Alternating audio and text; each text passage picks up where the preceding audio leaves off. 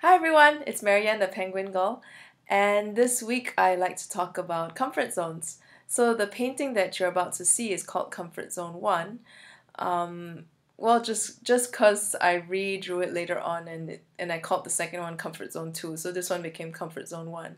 But I wanted to share a little bit about the story behind it and what I learned about comfort zones as a result of being in this relationship which inspired the piece.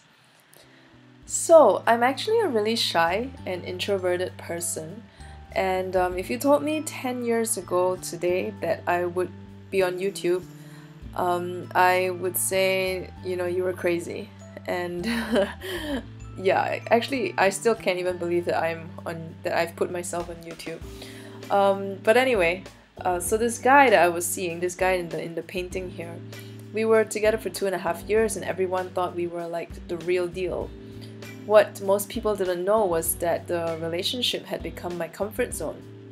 So this guy, he was a really sweet guy, a really nice guy, but he had created an environment in the relationship where I could just be myself even when it wasn't the best, most forwarding thing for me. So as a result of being with him, I learned a few things about comfort zones as a result. So number one is that, when you're in a comfort zone, the more you stay in it, the more difficult it becomes to get out. So having him in my life, at that point in time I was studying abroad all the way on the other side of the world. But whenever I ran into like any difficulty or was having a bad day, I would call him and he was right there. And I would come home from class and he would be on Skype, and that's pretty much how I would spend my days, like just chatting with him. Or we would just park on Skype and do our own things. So I didn't really have many friends, and it's not that I didn't try, but it was more like I got discouraged, and because he was there, I just kind of assumed that, oh, I don't need anyone else because I have him.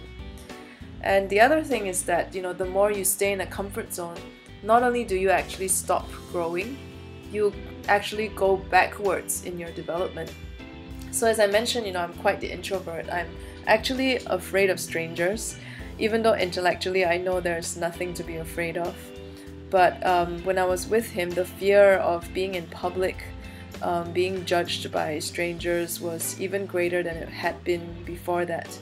And and because he was such a nice guy, he would always like help me order food or help me buy things, or to the extent that sometimes, he would just go out and get food for me. I didn't even need to go out.